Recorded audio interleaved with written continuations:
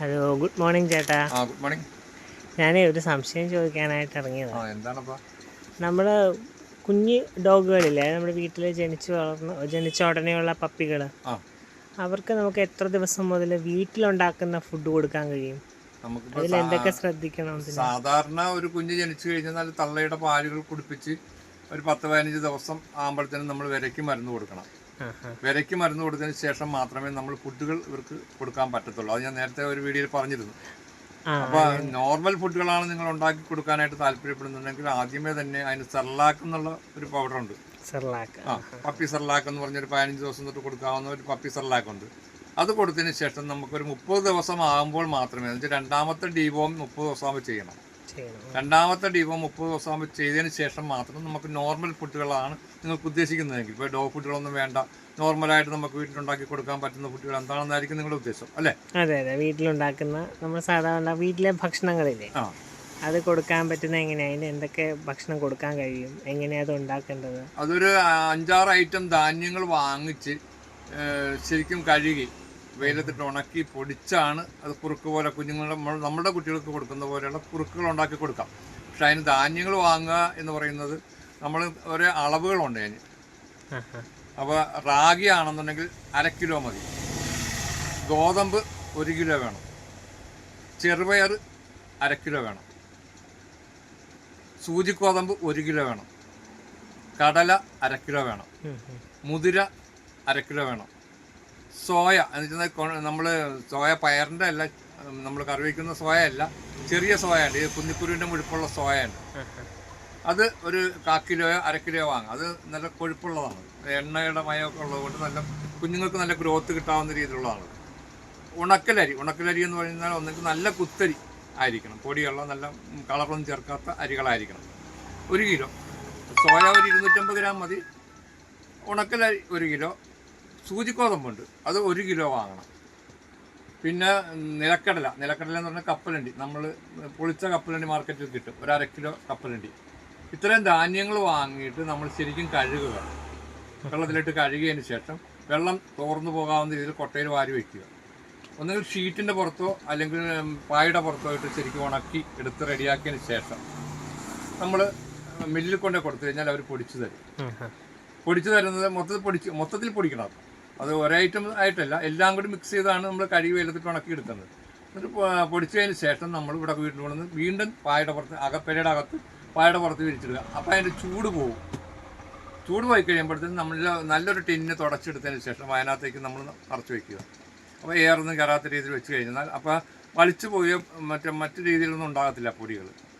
ഒന്നെങ്കിൽ ചൂടാക്കി വെച്ചാലും കുഴപ്പമില്ല, അല്ല എന്നുണ്ടെങ്കിൽ നമ്മൾ നിരത്തി വെയിലത്തിട്ട് ഉണക്കുന്ന പോലെ വിരയുടെ അകത്തിട്ട് അതിൻ്റെ ചൂട് കളയണം പൊടിച്ചതിന് ശേഷം. ആ പൊടി ചൂടാക്കി നമ്മൾ ശരിയാക്കിയതിന് ശേഷം നമ്മൾ വീണ്ടും ടിന്നകത്താക്കി അടച്ചു വയ്ക്കുക. അപ്പോൾ എല്ലാ ദിവസവും രാവിലെ നമ്മൾ ഒരു 100 ഗ്രാം അതിനകത്തുനിന്ന് പൊടി എടുക്കുക, ഒരു തവിയോ അല്ലെങ്കിൽ സ്പൂണോ എന്തെങ്കിലും കൊണ്ട് 100 ഗ്രാം പൊടി എടുക്കുക. ആദ്യമേ 50 ഗ്രാം, ഒരു കുഞ്ഞിന് 50 ഗ്രാം മതി എന്നുള്ളതാണ് എൻ്റെ കണക്ക്. ആ കുഞ്ഞിൻ്റെ മുഴുപ്പനുസരിച്ചാണെങ്കിൽ ചിലപ്പോൾ 50 ആകാം, കുഞ്ഞ് ചെറുതാണെങ്കിൽ 25 ഗ്രാം ആകാം. അത് ശരിക്കും പച്ചവെള്ളത്തിൽ കലക്കിയതിന് ശേഷം തിളപ്പിച്ച് കുറുക്ക് പോലെ ആക്കണം. 100 ഗ്രാം വേണ്ട, 50 ഗ്രാം മതി. അപ്പോൾ 100 ഗ്രാം എന്തോരം ഉണ്ടാകും എന്നുള്ള അളവെടുക്കണമെങ്കിൽ നമ്മൾ അടുത്തുള്ള കടയിൽ, ഏതെങ്കിലും ഒരു കടയിൽ, പലചരക്ക് കടയിലോ അല്ലെങ്കിൽ ടീ സ്റ്റാളിലോ എവിടെയെങ്കിലും ചെന്ന് കഴിഞ്ഞാൽ ചിലപ്പോൾ അവിടെ തൂക്കുന്ന ഗ്ലാസുകളുണ്ടാകും.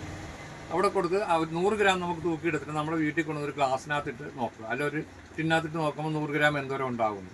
അത് 2ആയി ഡിവൈഡ് ചെയ്തതിന് ശേഷം ഒരു പകുതി എടുത്ത് നമ്മൾ കുറുക്ക് ഉണ്ടാക്കണം. കുറുക്കുണ്ടാക്കി ഇറക്കി വയ്ക്കുന്നതിനകത്ത് നമ്മൾ 1 ഗ്ലാസ് പാലിന് 2 ഗ്ലാസ് വെള്ളം ചേർക്കണം. അപ്പോൾ അത് 3 ഗ്ലാസ്സായിട്ട് കിട്ടുന്ന വെള്ളം തിളപ്പിച്ച് എടുക്കുന്ന പടിയെ നമ്മൾ 1 ഗ്ലാസ് പാലെടുക്കുക. ഈ 3 ഗ്ലാസ് ആക്കിയതിന് ശേഷം ഉള്ള 1 ഗ്ലാസ് പാലെടുക്കുക. അതിനകത്ത് ചൂട് പാലിനകത്തേക്ക് കോഴിമുട്ട അടിക്കുക. അപ്പോൾ ആ 1 ഗ്ലാസ് പാൽ നല്ല മഞ്ഞക്കടലിലാകും. ഈ കുറുക്കിനകത്തേക്ക് ഒഴിച്ചു കൊടുക്കുക. കുറുക്കിനകത്തേക്ക് ഒഴിച്ചു കൊടുക്കുമ്പോഴത്തേനും ശരിക്കും നല്ല കൊഴുപ്പോട് കൂടി, ഈ പച്ചവെള്ളത്തിലാണ് കുറുക്കുന്നത്, നമ്മൾ പാലിൽ 2 ഒഴിക്കുകയാണ്. അപ്പോൾ കുറുക്ക് പോലെ ആക്കി കിട്ടും. ഈ മുട്ടയുടെ മണം കിട്ടുമ്പോഴത്തേനും ഇവർക്ക് പെട്ടെന്ന് ചാടിയെടുക്കാനുള്ള ഒരു ടേസ്റ്റ് ഉണ്ടാകും. ഇനി അങ്ങനെ പറ്റിയില്ല, ഈ മുട്ട കൊടുത്തിട്ട് കഴിക്കുന്നില്ല എന്നുണ്ടെങ്കിൽ നമ്മൾ ഇറച്ചിയുടെ സൂപ്പ് ഉണ്ടാക്കണം. ഇറച്ചിയുടെ സൂപ്പ് ഉണ്ടാക്കി കഴിഞ്ഞാൽ ചിക്കൻ്റെയോ ബീഫിൻ്റെയോ സൂപ്പ് ഉണ്ടാക്കിയെടുക്കണം. മിക്സിയിൽ അടിച്ച് വേവിച്ച് റെഡിയാക്കി എടുത്തതിന് ശേഷം അതിൻ്റെ സൂപ്പ് എടുത്തിട്ട് ഇതിനകത്തേക്ക് ഒരു അല്പം ഒഴിച്ചു കൊടുത്തു കഴിഞ്ഞാൽ ഈ സൂപ്പിൻ്റെ വെള്ളം സൂപ്പ് എന്ന് വെച്ചാൽ അത് തിളപ്പിച്ചെടുക്കുന്ന വെള്ളമാണ്, അത് എടുക്കാം. ഇനി അതും നിങ്ങൾക്ക് സൗകര്യക്കുറവാണ്, കിട്ടുന്നില്ല എങ്കിൽ കോഴികളെ അറക്കുന്ന സ്ഥലത്ത് ചെന്നാൽ കോഴിയുടെ കാലുകൾ കിട്ടും. കോഴിയുടെ കാലെടുത്തുകൊണ്ട് വന്ന് ശരിക്കും നഗരുകളെല്ലാം കഴിഞ്ഞ് കട്ട് ചെയ്ത് കളഞ്ഞ് കഴുകി റെഡിയാക്കി എടുത്തിട്ട് അത് 3-4 പീസാക്കുക. ഒരല്പം മഞ്ഞപ്പൊടിയും കൂടി ഇട്ട് അടുപ്പിലിട്ട് തിളപ്പിച്ച് വേവിച്ച് വരുമ്പോഴത്തേന് അതിനകത്തുനിന്ന് അതിൻ്റെ കൊഴുപ്പെല്ലാം ഇളകി സൂപ്പ് പോലെ കിട്ടും. ആ സൂപ്പ് നമ്മൾ മിക്സിയിൽ അടിച്ചതിന് ശേഷം അരിപ്പയിൽ അരിച്ചെടുത്തിട്ട് ഒരല്പം ഇതിനകത്ത് ചേർക്കാം. അപ്പോൾ ഇത് ഇറച്ചിയാണെന്നുള്ള ടേസ്റ്റിൽ ഈ കുഞ്ഞുങ്ങളെല്ലാം ചാടി വീണ് തിന്നാൻ തുടങ്ങും. അപ്പോൾ മുട്ടയുടെ ആവശ്യമില്ല. അങ്ങനെ നമ്മൾ രാവിലെ 6 മണിക്ക്, 10 മണിക്ക്, 2 മണിക്ക്, 6 മണിക്ക്, 8 മണിക്ക് ഈ കുഞ്ഞുങ്ങൾക്ക് 5 നേരം ആഹാരം കൊടുക്കണം. ഇത് തന്നെ ഡോ ഫുഡ് നിങ്ങൾ കൊടുക്കുന്നില്ല, അതുകൊണ്ടാണ് ഞാൻ ഇറച്ചിയുടെ സൂപ്പ് ചേർക്കാൻ പറഞ്ഞത്. ഡോ ഫുഡിനകത്തും ഇറച്ചിയുടെ അംശമുള്ളതുകൊണ്ടാണ് അവർ എടുക്കുന്നത് പെട്ടെന്ന്. അപ്പോൾ അങ്ങനെ 5 നേരം ഒരു 3 മാസം വരെ 5 നേരവും, 3 മാസം മുതൽ 6 മാസം വരെ 4 നേരവും, അതിനുശേഷം 9 മാസം വരെ 3 നേരവും, 9 മാസം മുതൽ 12 മാസം വരെ 2 നേരവും ആകാം. അപ്പം 6 നേരം, 5 നേരം, 4 നേരം, 3 നേരം, 2 നേരം. അപ്പോൾ ഇതിനുള്ളിൽ നമുക്ക് ചെയ്യാവുന്നത് എന്നും ഈ കുറുക്ക് തന്നെയല്ല കൊടുക്കേണ്ടത്. ഒരു 3 മാസം കഴിയുമ്പോഴത്തേനും നമുക്ക് ഇവരുടെ ഫുഡുകളുടെ മാറ്റം വരുത്താം.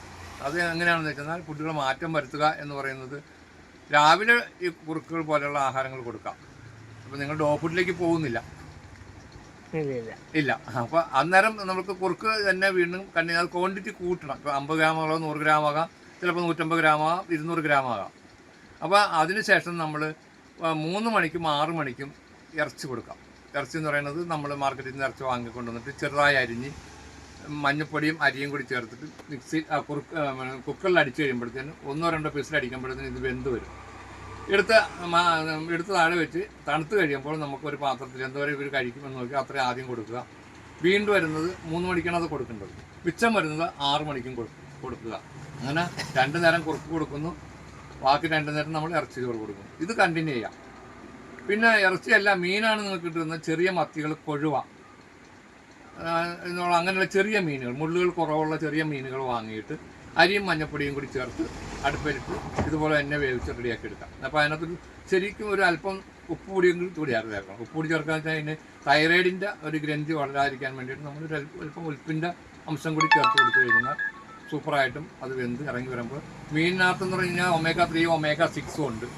അപ്പോൾ അവരുടെ മുടികൾക്കൊക്കെ നല്ല കോട്ടിങ് കിട്ടും. ഇറച്ചിയെ പോലെയല്ല, അതിനകത്ത് മീനിൻ്റെ അംശത്തിനകത്ത് ഒരുപാട് കൊഴുപ്പുകൾ കിട്ടുന്നതുകൊണ്ട് omega-3 omega-6 കിട്ടുന്നത് കൊണ്ട് നമുക്ക് മുടികളെ ശരിക്കും ഭംഗിയാക്കി എടുക്കാം. അപ്പോൾ അതും കൂടി കൊടുത്ത് കണ്ടിന്യൂ ചെയ്യാമെന്നുണ്ടെങ്കിൽ ഈ പറയുന്ന സമയങ്ങൾ 2 നേരം, ബാക്കി രാവിലെ 2 നേരം നമ്മൾ ഇത് കൊടുക്കാം. 6 മാസം മുതൽ നമുക്ക് കുറുക്ക് മാറ്റിക്കൊണ്ട് ഇത് തന്നെ കണ്ടിന്യൂ ചെയ്യാം.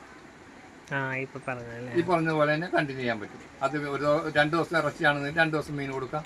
അങ്ങനെ നമുക്ക് മേപ്പോട്ട് കൊണ്ടുപോകാൻ പറ്റും. പിന്നെ നമ്മൾ 2 നേരം എന്നുള്ളത് പറയുന്നത് രാവിലെ ബ്രേക്ക്ഫാസ്റ്റ് പോലെ ഒന്നെങ്കിൽ ഡോ ഫുഡോ, ഇനി ഡോ ഫുഡ് നിങ്ങൾ കൊടുക്കില്ല എന്നാണെന്നുണ്ടെങ്കിൽ നിങ്ങൾക്ക് ഈ കുറുക്ക് പോലെയുള്ള സംഭവം കൊടുക്കാം. അത് കഴിഞ്ഞിട്ട് ഉച്ചയാകുമ്പോൾ 3:30 മണിക്കാണ് പിന്നെ ആഹാരം കൊടുക്കുന്നത്. 3:30 മണിക്ക് ആഹാരം കൊടുക്കുമ്പോൾ വയറ് നിറച്ചുള്ള ആഹാരമായിരിക്കണം. ശരിക്കും വയറ് നിറഞ്ഞ് പട്ടിക്ക് ശരിക്കും നിറഞ്ഞു കഴിഞ്ഞ് മാറിക്കിടന്ന് ഉറങ്ങാവുന്ന രീതിയിലായിരിക്കണം. അപ്പോൾ നമുക്ക് വൈകുന്നേരം 3:30 കൊടുക്കുന്ന ആഹാരമാണ് ഇവൻ സുഭിക്ഷമായ ആഹാരം. ഇത് 3:30 മണിക്ക് കൊടുത്തു കഴിഞ്ഞാൽ 10 മണിയോട് ഇത് ദഹിച്ചു തീരുന്നു. നമ്മൾ 10 മണിക്ക് കിടക്കുന്നു, നായ്ക്കൾ ഉണരുന്നു. അപ്പോൾ രാത്രി 10 മണി മുതൽ രാവിലെ 5-6 മണി വരെയും ഇവർ നമ്മൾക്ക് കാവൽക്കാരായിട്ട് ഓടി നടക്കുകയാണ്. കാവൽ നായ്ക്ക് വേണ്ടിയാണ് ഉദ്ദേശിക്കുന്നതെങ്കിൽ. അപ്പോൾ അങ്ങനെ ഓടി നടന്ന സമയത്ത് അവർ രാവിലെ കൂട്ടിൽ കയറ്റുന്ന സമയത്ത് ഇവർക്ക് ബ്രേക്ക്ഫാസ്റ്റ് കൊടുക്കണം. കാരണം വെച്ചാൽ നമ്മൾ തലേദിവസം 3:30 കൊടുത്ത ഭക്ഷണം 10 മണിക്ക് ദഹിച്ചു കഴിഞ്ഞ് പിന്നെ അവൻ്റെ വയറ് കാലിയാണ്. അപ്പോൾ അതിന് നമ്മൾ ആഹാരം പ്രത്യേകിച്ച് കൊടുത്തിരിക്കണം. രാവിലെ 6 മണിക്ക് ബ്രേക്ക്ഫാസ്റ്റ് കൊടുത്ത് കൂട്ടിൽ കയറ്റുന്നു, വെള്ളവും കുടിച്ചാൽ സുഖമായി കിടന്നുറങ്ങുന്നു. പകൽ നമുക്ക് ഇവനെ കൊണ്ട് ആവശ്യമില്ല. പകൽ നമ്മളെല്ലാവരും വീട്ടിലുണ്ടാക്കി അല്ലെങ്കിൽ അങ്ങനെയുള്ള കാര്യങ്ങളൊക്കെ ഉണ്ടാകുമല്ലോ. ഇനി അവന് ആവശ്യമുണ്ടെന്നുണ്ടെങ്കിൽ നമുക്ക് അതനുസരിച്ച് കൈകാര്യങ്ങൾ ചെയ്യണം. പിന്നെ അത്യാവശ്യം ട്രെയിനിങ്ങുകളൊക്കെ കൊടുക്കുകയും വേണം. എന്താണ് നമ്മുടെ വീടിൻ്റെ മര്യാദ അനുസരിച്ച് ചെയ്യേണ്ട കാര്യങ്ങളെല്ലാം അവന് കൊടുത്തിരിക്കാൻ കഴിയും.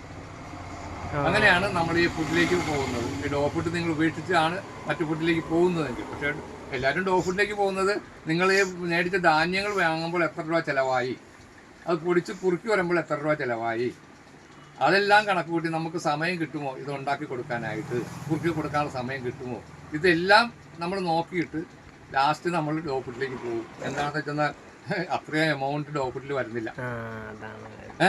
നിങ്ങൾ തീർത്ത് ഉപേക്ഷിക്കുകയാണ് ഡോഗ് ഫുഡ് എന്നുണ്ടെങ്കിൽ അങ്ങനെയുള്ള ഇതാണ്. സമയം ഉണ്ടെങ്കിൽ ഇതെല്ലാം ഓക്കെ, പട്ടി നല്ല ഗ്രോത്ത് ആയിട്ട് വരികയും ചെയ്യും, അതിനകത്ത് മറ്റു കുഴപ്പങ്ങളൊന്നുമില്ല.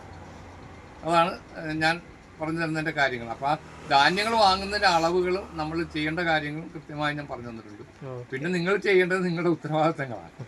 അതെന്ത് ചെയ്യണം, എങ്ങനെ ചെയ്യണം, പട്ടി എങ്ങനെ നന്നാക്കി എടുക്കാൻ നോക്കണം എന്നുള്ളതിനെ പറ്റിയൊക്കെ നോക്കുന്നതാണ്. ഇപ്പോൾ ഒരുപാട് കമ്പനികളുടെ പുതിയ പുതിയ ഫുഡുകൾ ഇഷ്ടം പോലെ ഇറങ്ങുന്നുണ്ട്. ചീപ്പ് റേറ്റിലുള്ളതുകൊണ്ട്, എന്നാൽ ക്വാണ്ടിറ്റി വില കൂടുതലുള്ളതുകൊണ്ട്. ക്വാണ്ടിറ്റി കുറവായിരിക്കാം, വില കൂടുതലായിരിക്കും, കാരണം അത് ക്വാളിറ്റി നല്ല ഫുഡുകളായിരിക്കും. സംശയങ്ങൾ തീർന്നോ? തീർന്നു. Thank you. ഓക്കെ.